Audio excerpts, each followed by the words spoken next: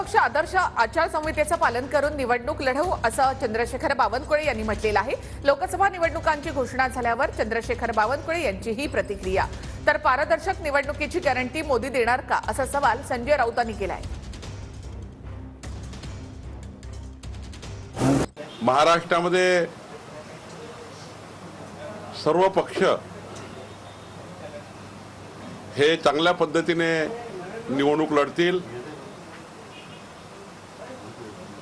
खरं तर आपल्या महाराष्ट्राचे संस्कार संस्कृती आहे, व्यक्तिगत स्वरूपाने कुठल्याही प्रकारचे आरोप प्रत्यारोप न होता खेळाडू वृत्तीने, खिलाडी वृत्तीने, स्पोर्ट्समॅनशिपच्या वृत्तीने ही निवडणूक व्हावी।